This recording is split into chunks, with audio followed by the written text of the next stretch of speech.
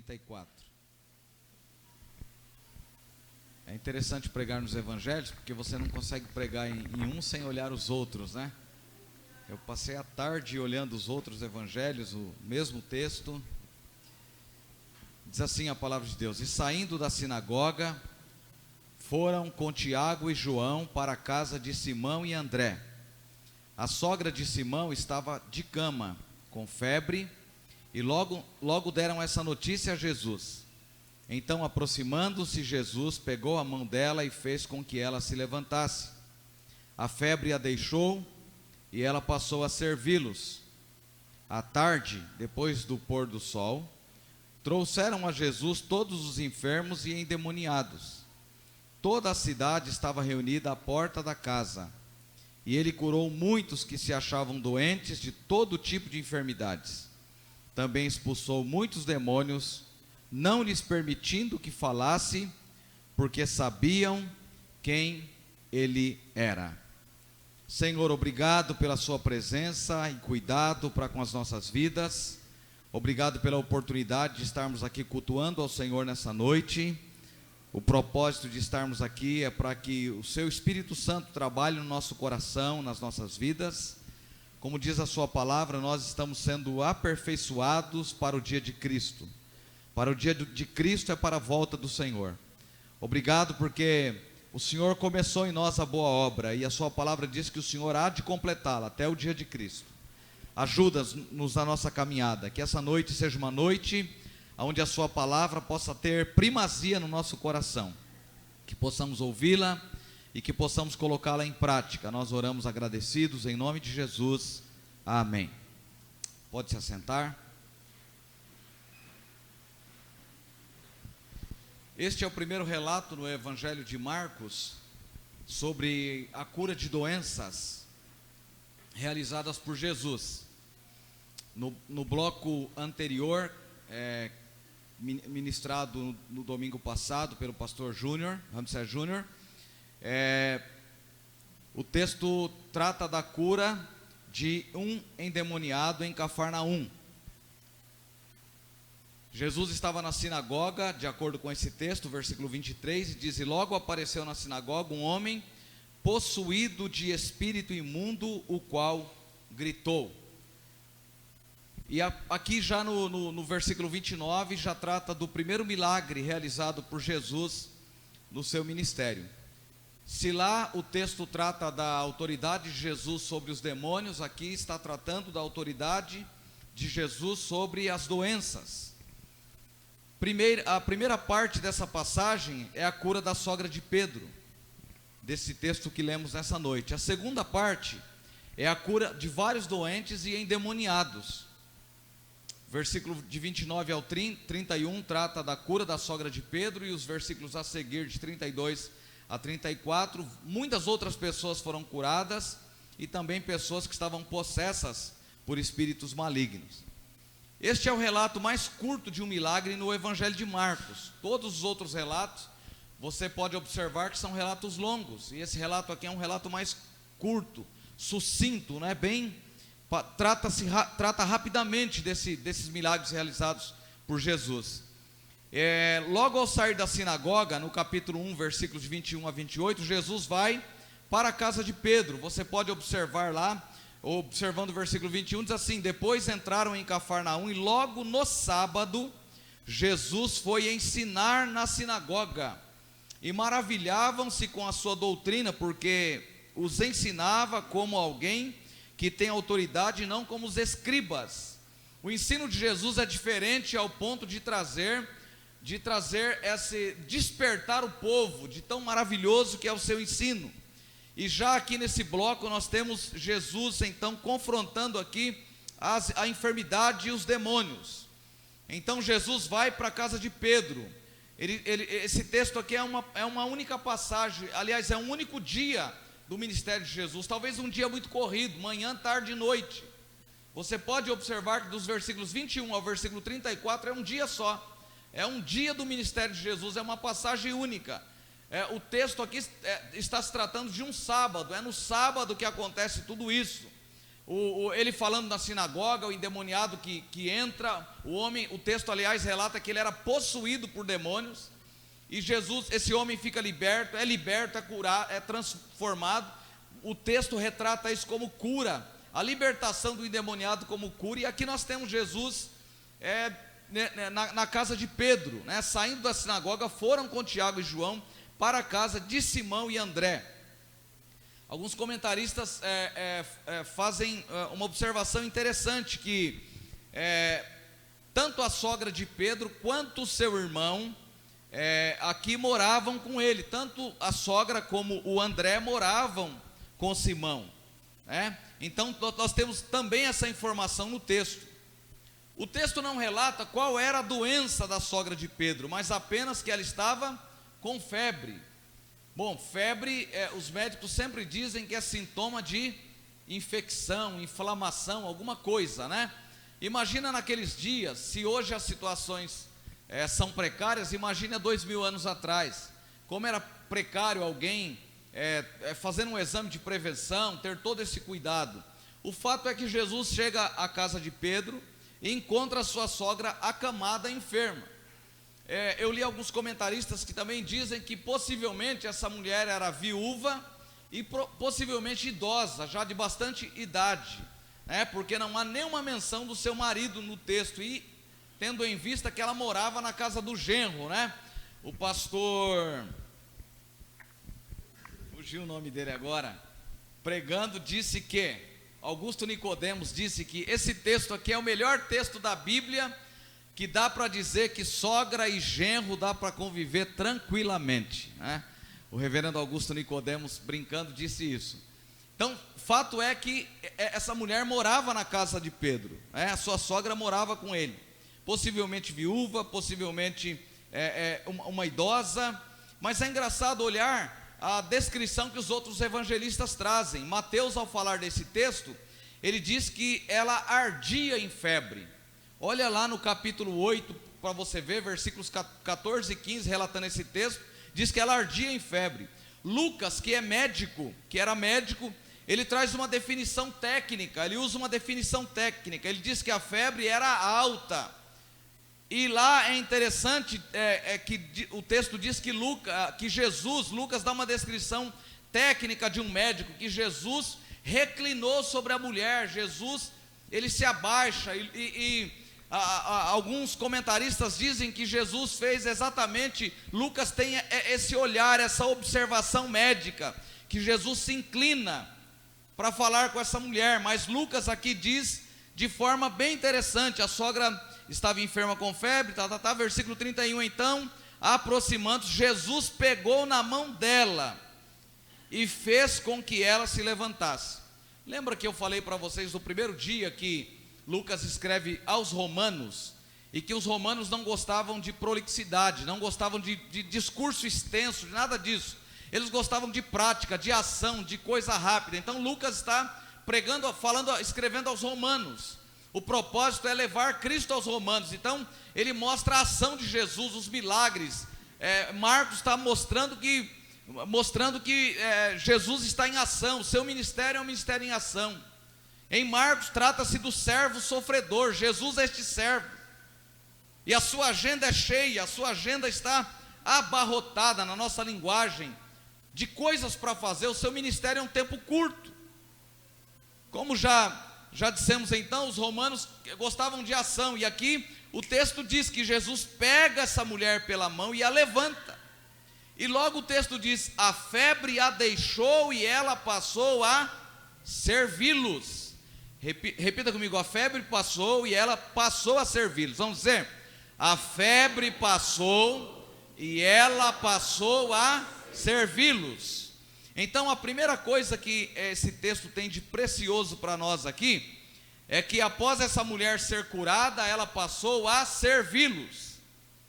Então eu quero falar com vocês nessa noite sobre a autoridade de Jesus sobre as doenças e os demônios. Repita comigo, a autoridade de Jesus sobre as doenças e os demônios. Vamos lá?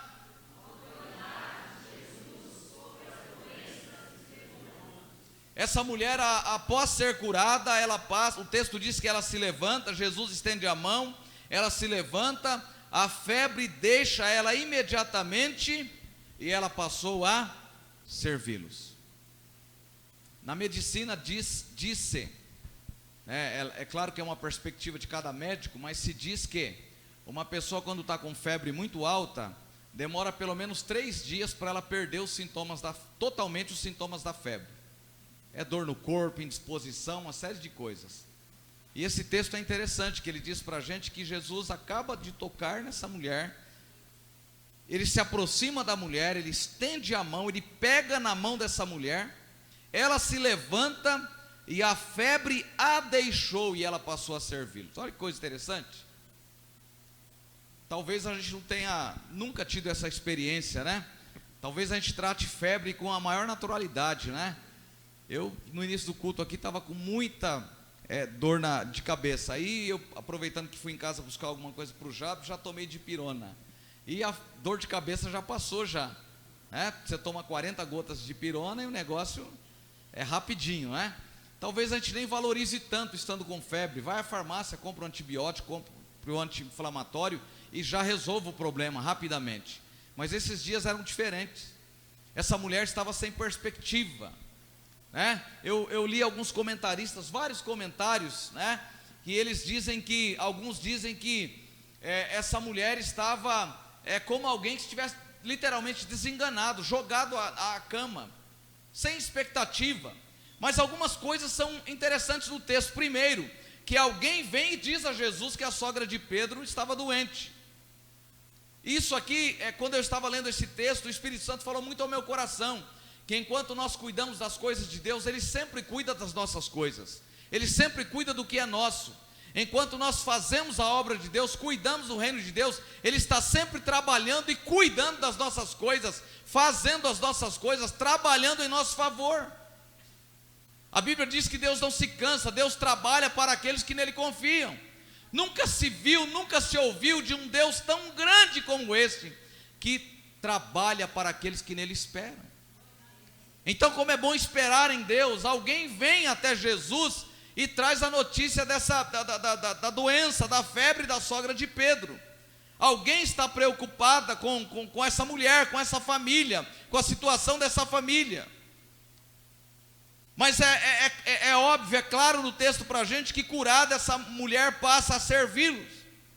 O texto dá essa informação, que ela passa a servir, logo após ser curada ela passa a servir.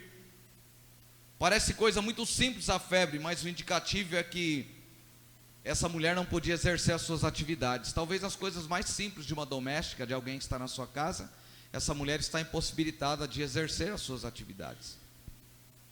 E nós não podemos perder a perspectiva, irmãos, de que Deus olha para a gente como um ser completo. Deus não nos divide, né? Não divide a gente assim, corpo, alma, espírito, na perspectiva da dicotomia ou da tricotomia, né?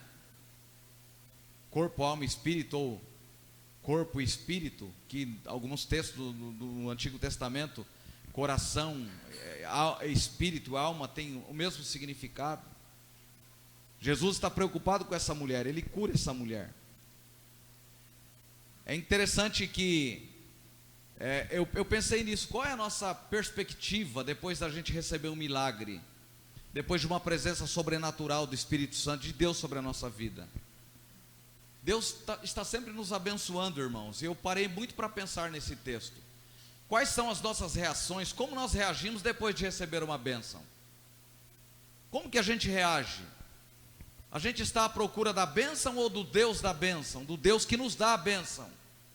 Essa deve ser uma pergunta que precisa inquietar o nosso coração, porque se nós vamos a Jesus apenas por causa dos milagres e das bênçãos, logo Jesus é apenas um profeta forte, alguém poderoso em obras.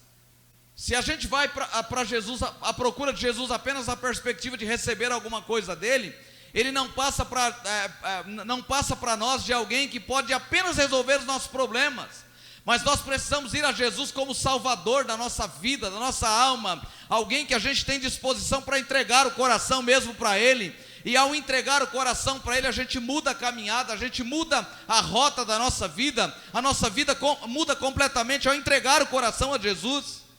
A perspectiva do texto é esse. Podemos chamar então esse milagre em um ato de curada para o serviço, de cura para o serviço. Ao ser curada, essa mulher se dispõe a trabalhar, se dispõe a servi-los. E o texto diz que ela está literalmente servindo a eles. Talvez as refeições, a alimentação, não sei se eles pousaram lá, pernoitaram nessa casa, se ficaram por lá, mas o certo é que essa casa, você vai olhar na sequência do texto, que se torna palco de grandes milagres, de coisas extraordinárias. Jesus está o tempo todo aqui no início do seu ministério, no capítulo 1 de Marcos, dizendo para as pessoas que são curadas, libertas, vai, não fale nada para ninguém, não conte nada para ninguém. Você vai olhar no final aqui, quando as pessoas são libertas das possessões malignas, o texto termina assim no versículo 34, também expulsou muitos demônios, não lhes permitindo que falasse, porque sabiam quem ele era. Mas a verdade é que a casa de Pedro enche de gente depois do milagre da sua sogra.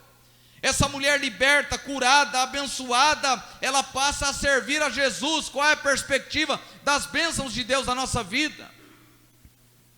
Quando Ele nos dá um emprego melhor, quando Ele realiza literalmente um milagre na nossa saúde, na nossa caminhada. Qual é a nossa perspectiva? Nós melhoramos ou continuamos no mesmo ritmo, ou pioramos a caminhada com Deus? Nunca se ouviu um período de falar de tanto pastor infartando com depressão, porque a gente tem a perspectiva, às vezes pastoral, de que a gente consegue fazer as coisas na igreja, que a gente vem, vai mudar, que as coisas vão acontecer, que Deus vai fazer. Mas cada pessoa é uma pessoa, nós somos todos indivíduos, e todo indivíduo é um completamente diferente do outro. Você pode parecer com o seu irmão, pode ter similaridades dele, mas você é completamente diferente, porque você é um indivíduo, ele é outro. E na caminhada com Deus, a nossa perspectiva de fé também é desse jeito. Olha, o ministério de Jesus, ele está cercado por pessoas recebendo milagres, e as pessoas recebem milagres, uns estão voltando e agradecendo, outros estão indo embora, como se nada tivesse acontecido, vida que segue, rotina que segue. Mas essa mulher dá uma lição para a gente nesse texto, porque ao ser curada, ao levantar dessa febre, ao sarar da febre, ao passar essa febre, ela levanta e passa a servi-los. Pode olhar que eu não estou falando nada para vocês que esteja fora do contexto, não. Pode olhar um pouquinho antes aí, que Jesus está chamando os seus discípulos aqui. Jesus chama 4 pescadores, olha aqui a partir do versículo 16, ele está chamando para o discipulado, para segui-lo. E logo aqui a gente tem um indicativo de alguém que está doente, que é curado, que é abençoado, e passa a servir, passa a fazer alguma coisa no reino de Deus. Deus espera o nosso trabalho, irmãos. Deus espera o nosso serviço. Deus espera que façamos alguma coisa por Ele no seu reino.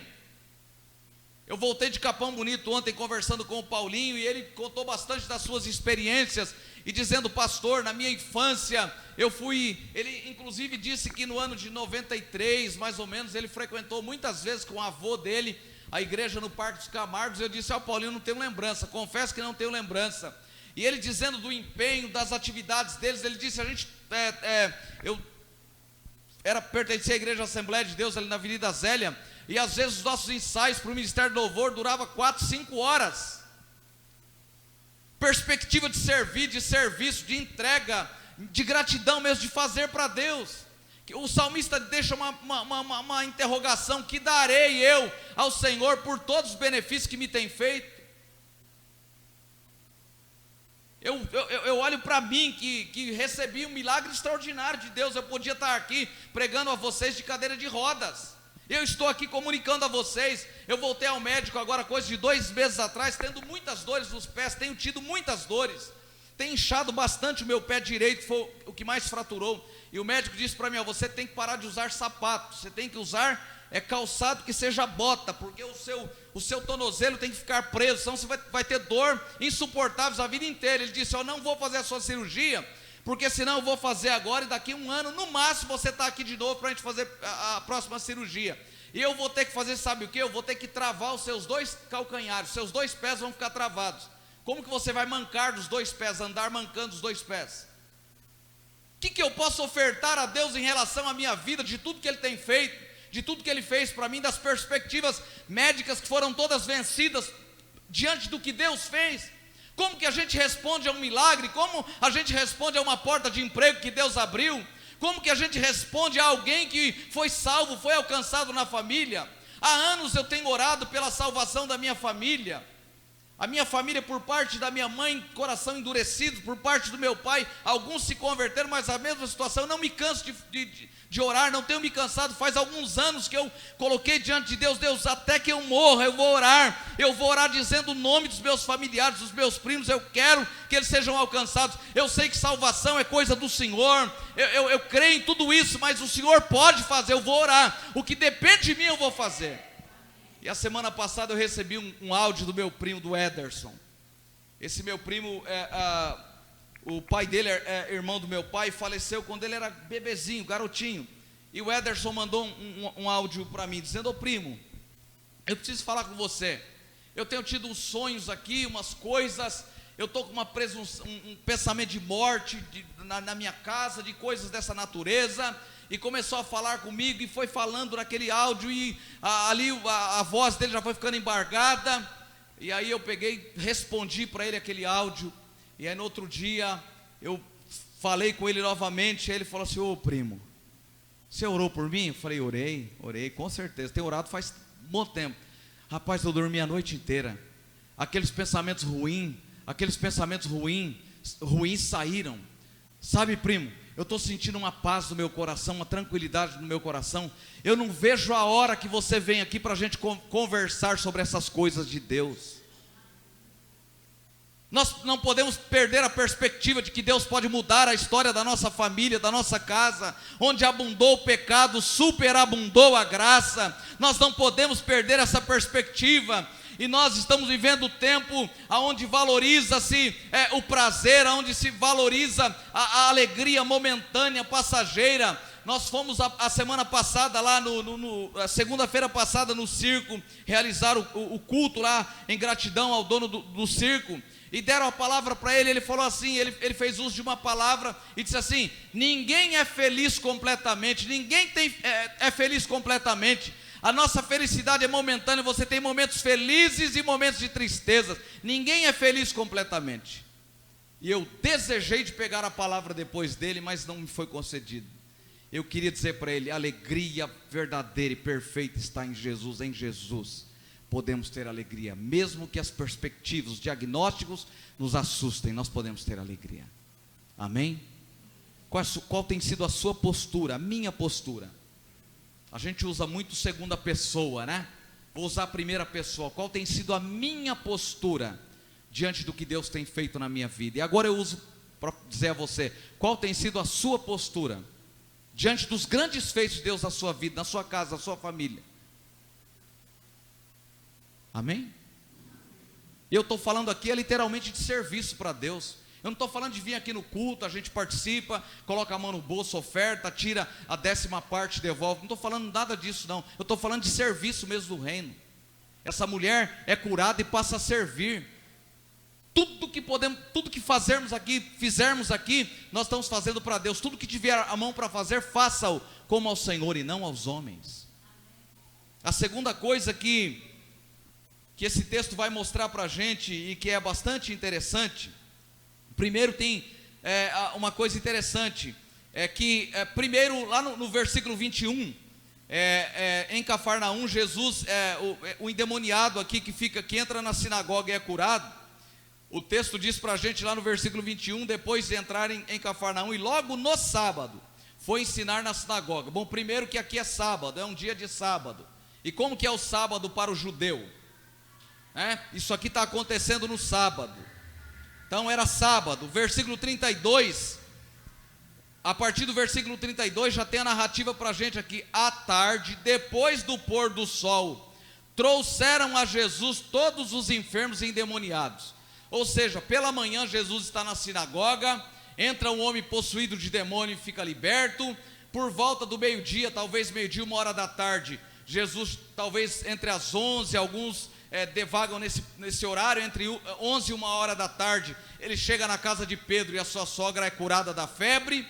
E aqui já o texto já diz assim: à tarde, depois do pôr do sol, trouxeram a Jesus todos os enfermos e endemoniados. Segunda coisa então que esse texto mostra para mim é que o servo apresenta um evangelho que está à disposição de todos. Jesus, o servo sofredor, ele apresenta um evangelho que está à disposição de todos. Essa região que Jesus está é uma região pobre, é uma região de pessoas necessitadas. E como Deus não faz nada sem propósito, havia um propósito dele de curar a sogra de Pedro, porque a notícia correu, e ele ainda nem havia saído dessa casa, e diz o texto que à tarde, depois do pôr do sol, trouxeram a Jesus todos os enfermos e endemoniados. Imagine, o judeu não pode carregar peso, não pode fazer nada no sábado. Aí depois do pôr do sol, eles voltam e chega gente com gente acamado, carregando de todo jeito, gente nas costas de todo, gente endemoniado, gente sofrendo de todo jeito. E essa casa talvez enche a frente dessa casa, a rua dessa casa fica cheia de gente. E aí Jesus, esse servo, começa a servir essas pessoas, e coisas extraordinárias começam a acontecer. Uma coisa fica muito claro nesse bloco, que o ministério de Jesus é o ministério do servo, que tem compaixão pelas pessoas. O ministério de Jesus é cheio de compaixão. O tempo todo o ministério de Jesus é cheio de compaixão. Eu tenho lido os evangelhos de uma perspectiva diferente. Eu baixei o evangelho de Marcos lá, e às vezes antes de dormir eu descobri lá que tem alguém que narra lá, dá 3 horas, o outro dá 2h15 mais ou menos. E eu já ouvi pelo menos umas 10 vezes nesses últimos dias, antes de dormir, ouvindo lá o evangelho de Marcos. E você vai prestando atenção em cada capítulo. Compaixão é uma palavra presente no evangelho de Marcos. Compaixão é uma palavra presente, é uma ação de Jesus no evangelho de Marcos. Jesus se compadece das pessoas, Jesus alcança as pessoas. O ministério do servo é exercido com compaixão. Compaixão é descer no nível das pessoas sofridas. Compaixão é ir aonde as pessoas estão. Compaixão é alcançar as pessoas na situação em que elas estão. E o texto diz que Jesus se compadece dessas pessoas, ele alcança essas pessoas. A igreja só terá êxito no seu ministério, se o seu ministério for um ministério de compaixão. Nós não temos servido a Cristo como lhe agrada. Nós nos reunimos aqui, adoramos, voltamos todo mundo para casa. Mal termina o culto, a gente está se atropelando na escada, descendo, correndo para ir embora. A gente está preocupado com as coisas do amanhã. O evangelho de Jesus é o evangelho para alcançar o homem morto nos seus delitos e pecados. Versículos 21 a 28, ele alcança o endemoniado. Versículos 29 a 31, ele cura a sogra de Pedro. E nos versículos de 32 a 34, enfermos e endemoniados comparecem diante de Jesus, e essas pessoas são transformadas. Toda a cidade estava reunida à porta da casa. Repita comigo: toda a cidade. O texto, não sou eu que estou dizendo, o texto diz que toda a cidade se reúne à porta dessa casa. Os milagres de Jesus é para serem ditos para todo mundo. Os milagres de Jesus não devem ser ditos apenas aqui, mas tem que ser dito em alto e bom som em todos os lugares. Você tem dito às pessoas o que Deus tem feito na sua vida, os milagres que têm acontecido na sua vida. Você já contou para alguém a transformação que redundou na sua salvação, no seu encontro com Cristo? A gente acha que pregar o evangelho é coisa só para o pastor, ou coisa para alguém que estuda teologia, para a liderança da igreja. Todos nós precisamos compartilhar a nossa fé. A gente vive em uma época que a gente não fala de Jesus para mais ninguém. As pessoas estão sisudas, carrancudas, a gente tem medo de chegar para elas, quando não é nós que estamos assim. Nós precisamos compartilhar a fé, ter alegria, ter prazer. Aqui na igreja, há alguns anos atrás, tinha um trabalho que os varões faziam. Todo domingo depois da escola dominical, os varões saíam para fazer evangelismo. E eu me lembro que próximo ao período que nós fomos abrir a congregação, a igreja no Parque dos Camargos, nós começamos a ir naquela região onde está a igreja e fazer evangelismo. E eu me lembro de um dia que dividiu-se em alguns grupos, e tinha um grupo que estava o irmão Joaquim Pedro, que é de saudosa memória, o pai do presbítero Geraldo, o irmão Sebastião Adão, o irmão Germano, pessoas simples, entraram em uma casa, e eles contavam que o povo naquela casa era tão endemoniado, que até o gato da casa era endemoniado, o gato avançava neles, eles contavam que era uma coisa diferente, sobrenatural, até o gato avançava neles, de tanto demônio que tinha naquela casa. Sabe, irmãos, a igreja lidou com isso no início, a igreja lidou com isso no início do ministério. Eu falei ontem em Capão Bonito, aqui em cima do telhado da igreja tinha uma corneta, tinha um irmão que tocava aqui, o irmão Carlos, e tinha um aparelhinho que ficava aqui no fundo. O irmão Carlos chegava aqui antes do culto de quinta-feira e anunciava: hoje noite de libertação, de cura divina, venha, Deus tem alguma coisa para fazer, e enchia de gente aqui, vinha endemoniado. Tinha um tal do Henrique que vinha aqui endemoniado, que aquele camarada, se Satanás tem filho, era quase, acho que era filho dele, porque o camarada fazia atrocidades na rua, mas ele estava aqui. Eu me lembro da gente pegar as caixas, montar na esquina aqui, e gente endemoniado parar lá para ouvir a palavra. A igreja se acomodou, irmãos, parece que as bênçãos vieram sobre a nossa vida, e isso trouxe um certo conforto para a gente, e a gente não vê mais as pessoas fora como perdidas, ovelhas perdidas. E é interessante que a porta da casa de Pedro, o texto diz que toda a cidade parou, toda a cidade estava reunida à porta da casa. E aí começa a acontecer o que Jesus de fato quer fazer, e ele curou muitos que se achavam doentes de todo tipo de enfermidades.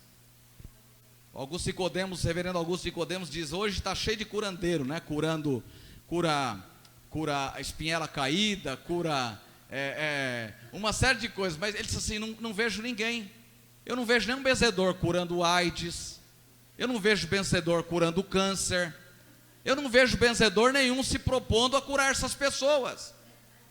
Sabe, irmãos, e eu vou dizer uma coisa para vocês aqui, sem nenhum medo de errar, com respaldo nas escrituras: tem muito crente correndo atrás de lugares que tem uma placa chamada igreja na frente, mas que a sua estrutura de fé, a sua estrutura teológica, a sua estrutura bíblica é espiritismo puro.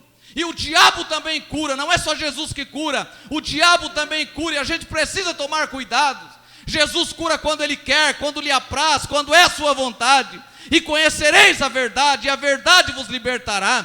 Tem lugar sendo pregado, falando de cura, falando de milagres, onde a verdade do evangelho não é pregada, onde a verdade do evangelho não é ressaltada. Qual é o nosso projeto para a cidade de Barueri? Qual é o nosso projeto para essa cidade? Será que a nossa missão aqui já terminou? A gente tem 5 igrejas na cidade, já alcançamos, está bom demais. É assim, irmãos. A gente precisa continuar obedecendo ao ID de Jesus. Vão e façam discípulos de todas as nações, batizando-os em nome do Pai, do Filho, do Espírito Santo, ensinando a guardar todas as coisas que eu vos tenho ordenado. E eis que estou convosco alguns dias, não é isso? Todos os dias, até a consumação dos séculos. O Evangelho de Jesus é o Evangelho da compaixão. O Evangelho de Jesus é o Evangelho da misericórdia. Há famílias inteiras que se entregam a Satanás. Esse moço que acabou de sentar aqui, que história triste que esse menino tem. Esse menino já foi aqui da igreja, esse menino já participou aqui, já cantou com os jovens. Esse menino é batizado. O pai dele tinha aqui na avenida uma portinha aberta, que era uma mistura de evangelho com espiritismo. Famílias entregues ao diabo, pessoas que não conseguem sair das garras do diabo. E sabe quem é o instrumento para tirá-los de lá? Eu e você, nós precisamos ser instrumentos de Deus. A gente parece que está com um saco nas costas enorme, que só quer bênção. A gente não se cansa de receber bênção, a gente quer receber bênção todo dia. Uma hora é milagre, outra hora é porta que Deus abre, outra hora a gente quer um carro novo, é uma casa nova, é móveis novos. A gente está querendo, irmão, nós somos mortais, nós vamos morrer, tudo vai ficar aqui, tudo vai encerrar aqui. E as pessoas, nós precisamos levar as pessoas a Cristo. A nossa casa, a nossa vida precisa estar a serviço de Jesus. Nós estamos há mais de quase 3 anos na casa do Adilson, toda quarta-feira, em um pequeno grupo, evangelizando, trabalhando com as pessoas. falando do amor de Cristo para as pessoas. Oxalá que nós tivéssemos tantas portas abertas para fazer lar de paz, para fazer um pequeno grupo onde as pessoas possam ser alcançadas pelo Evangelho. Amém? Amém? Nós precisamos colocar a nossa vida à disposição de Jesus. Osés de Paula, quando jovem, eu gostava de uma letra de uma das suas músicas que diz assim: você sabe falar de política e de crenças conhecem demais, mas será que você sabe que Jesus está voltando? Que mais dia, menos dia, essa hora está chegando? E aí o refrão dizia: Cristo vem depressa, Cristo vem depressa. E nós, igreja cristã, ficamos só no refrão, cantando: Cristo vem depressa, Cristo vem depressa. E as pessoas estão caminhando para o inferno. Há lares, há famílias inteiras que não tiveram ainda a sua experiência de conversão, a sua experiência de mudança de vida. Qual é a perspectiva que a sua família tem de Jesus? Qual é a família que a sua casa tem de Jesus? Apenas o milagreiro, apenas aquele que faz milagre? Ou ele é o Salvador? Qual é a perspectiva que a sua família tem? Nós precisamos levar Jesus à nossa família. Ele então, nesse povoado, isso aqui é um povoado da Galileia, uma região carente, sem acesso, sem remédios, sem médicos, sem diagnóstico, sem prevenção das enfermidades. Ele não faz acepção de pessoas. Jesus prega para os religiosos, para os fariseus, para os escribas, para os saduceus. Ele prega para todo mundo, mas o alvo dele são as ovelhas perdidas da casa de Israel. Eu vim para as ovelhas perdidas da casa de Israel. Como nós não sabemos quem são essas ovelhas perdidas, nós precisamos pregar a todos. O Evangelho é para todos. Amém? Fala para a pessoa que está ao seu lado: desperta. Diga para ele: desperta. Se ele ficar bravo, vocês conversam lá fora. Diga para ele: desperta. Precisamos fazer alguma coisa para Deus.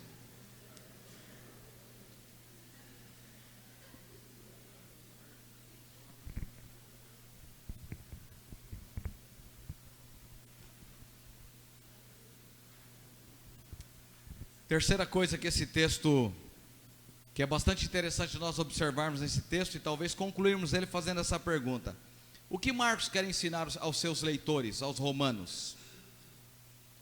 O que Marcos quer ensinar aos seus leitores, aos romanos? E aqui eu colei literalmente do que o reverendo Augusto Nicodemos disse. Ele diz: Marcos mostra que Jesus era o Messias prometido nas Escrituras. O primeiro propósito de Marcos é mostrar que Jesus era o Messias prometido de Deus nas Escrituras. Ele veio para cumprir as promessas do Antigo Testamento. Olha Mateus capítulo 8, versículo 16, é uma repetição de Isaías 53, versículo 4. Pode abrir aí a sua Bíblia, Mateus capítulo 8, versículo 16.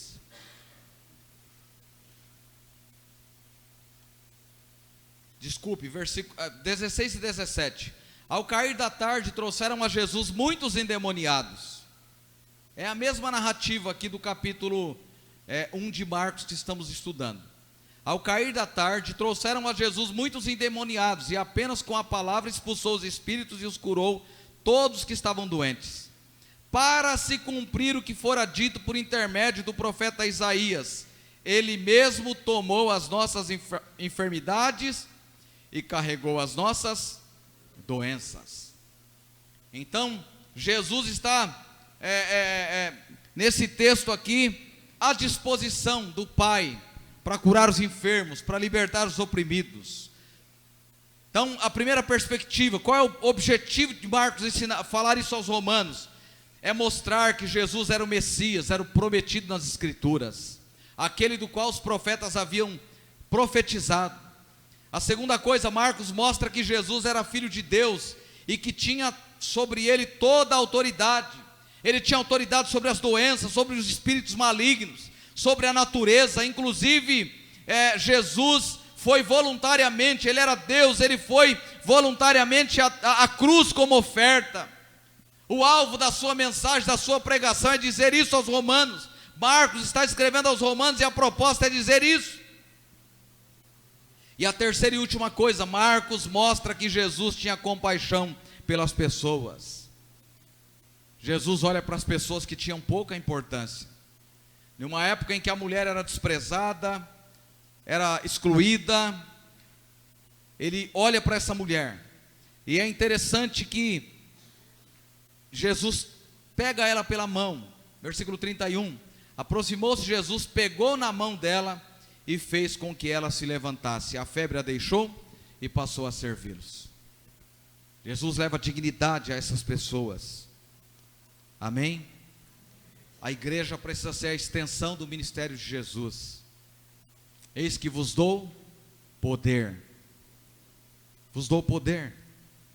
Para quê? Para pisar serpentes, escorpiões. Se você beber alguma coisa mortífera, não te fará dano algum. Marcos capítulo 16, dê uma olhada depois desse texto, que também é a grande comissão. Nos nossos dias não é diferente, estamos enfermos, isso é resultado da queda do pecado, estamos em processo de decomposição, essa é a grande realidade. Embora vivemos em um tempo de incredulidade, Jesus continua fazendo milagres, Jesus continua libertando, Jesus continua transformando pessoas. Eu fui pregar no Rio Grande do Norte em 2014, em Natal, e lá eu encontrei um moço chamado Eliseu. Esses dias eu estava olhando, foi a formatura dele, menino extremamente inteligente, menino, a gente conversando sobre teologia reformada, ele citava para mim os livros que ele tinha lido assim, eu fiquei impressionado, conversava sobre os assuntos. Ele prestou vestibular para entrar na Universidade Federal, foi acho que o primeiro colocado, terminou de concluir o curso de economia, e aquele moço me mostrou, um dia eles saíram me levar para jantar, e ele estava com a família que estava me levando, e aquele moço me mostrou um lado pobre, um lado miserável da cidade. Ele diz assim, ó, eu moro naquela região, pastor. E ele começou a contar a história de vida dele para mim. O meu pai deixou a minha mãe se envolveu numa vida de pecado, e foi narrando a sua história de vida. E ele disse assim, eu vim para a igreja, não me lembro se foi numa EBF ou numa escola bíblica dominical. Ele disse, eu conheci Jesus, eu estou aqui desde a minha infância. Ele já estava perto de 20 anos de idade quando eu o conheci, né, lá em Rio Grande do Norte. Ele disse assim, Jesus entrou na minha vida e mudou completamente a minha vida. A semana passada eu achei muito interessante, ele estava dando uma palestra em uma universidade sobre economia. Já não era mais aquele garoto que a igreja se reunia lá na época que eu fui, desde a sua infância, para dar roupas para ele, para vestir para ele, mas ele estava todo elegante, de terno, gravata, todo dando uma palestra. Eu olhei aquilo, as pessoas curtindo, muita gente dando parabéns para ele, eu fiquei impressionado.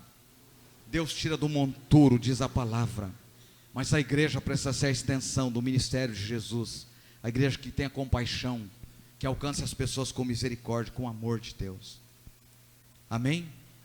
Eu quero concluir esse texto, e ele me faz pensar que, se eu sou mesmo discípulo de Jesus, eu aceitei Jesus para cooperar com o seu reino, para a expansão do seu reino, ou eu apenas aceitei o evangelho por conveniência, apenas para receber as bênçãos, apenas para estar debaixo das bênçãos de Jesus? Será que o fato de eu me envolver com o evangelho é resultado de mesmo que a graça me alcançou, de rendição, de ter me rendido a Cristo, ou é apenas por conveniência a minha conversão? Essa é a pergunta que surgiu no meu coração ao meditar nessa porção do texto bíblico. Deixemos o evangelho da conveniência e abracemos o evangelho. Paulo diz em Romanos 1,16, pois não me envergonho do evangelho, porque é o poder de Deus para a salvação de todo aquele que crê. Amém? O evangelho é o poder de Deus para a salvação de todo aquele que crê. Eu quero encerrar a palavra nessa noite lendo dois textos com vocês. Romanos capítulo 10 e depois Mateus capítulo 25. Romanos capítulo 10. Romanos 10, versículos de 12 a 15. Porque não há distinção entre judeu e grego, uma vez que o mesmo é Senhor de todos, rico para com todos que o invocam. Porque todo aquele que invocar o nome do Senhor será, todo aquele que invocar o nome do Senhor será, Como, porém, invocarão aquele em quem não creram? E como crerão naquele de quem nada ouviram? E como ouvirão se não há quem pregue? E como pregarão se não forem enviados? Como está escrito: quão formosos são os pés dos que anunciam boas novas. Mas nem todos obedeceram ao evangelho. Pois Isaías diz: Senhor, quem creu em nossa pregação? É assim, a fé vem pelo ouvir, e ouvir a palavra de Cristo, de Deus. E aí o versículo 18 diz: mas pergunto, será que eles não ouviram? É claro que sim. A voz deles se espalhou por toda a terra, e as palavras deles alcançaram os confins do mundo. E esse texto de Romanos é exatamente a missiologia da igreja. Esse texto trata da missão da igreja, da missio Dei, do chamado da igreja. Como ouvirão se não há quem pregue? Como crerão naquele de que não ouviram? Ou seja, irmãos, como as pessoas vão crer se a igreja não clamar, se nós não proclamarmos, se nós não anunciarmos o evangelho? O que Jesus está fazendo na casa de Pedro é exatamente isso. O milagre da cura da sua sogra faz com que outras pessoas sejam alcançadas e que outras pessoas sejam transformadas pelo poder do evangelho de Jesus. Vamos ao texto de Mateus capítulo 25.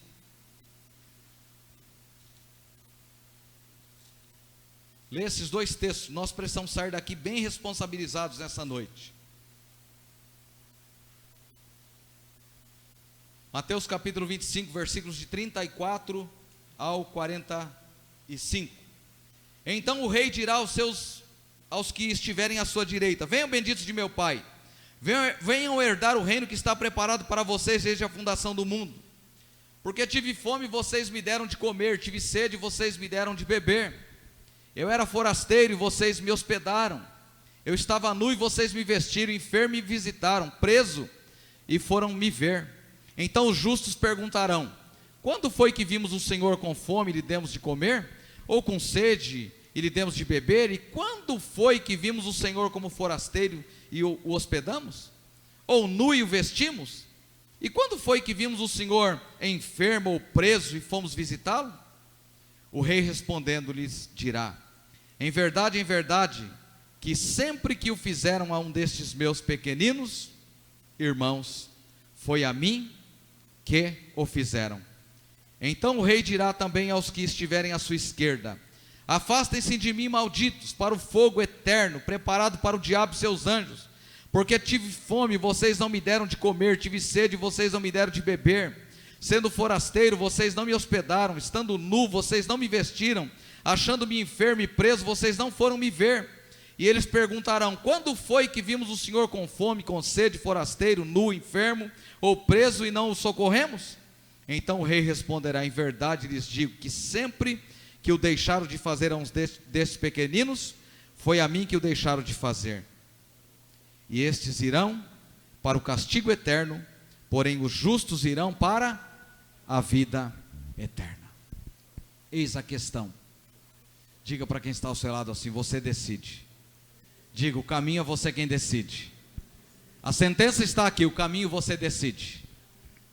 Amém, irmãos? Amém. E aqui não se trata de salvação, não, propriamente salvação. Aqui se trata de serviço que a gente tem que fazer mesmo. E às vezes nós como igreja, sabe o que a gente faz? A gente ocupa o nosso tempo. Então a gente faz uma festividade e a gente lota isso com uma programação e faz uma programação extensa, onde todo mundo canta, todo mundo participa. Tem uma linguagem na igreja Assembleia de Deus que eles usam, que eu dou muita risada. No culto tem várias oportunidades. Eles dizem assim: cada um dá um beijinho na flor, né?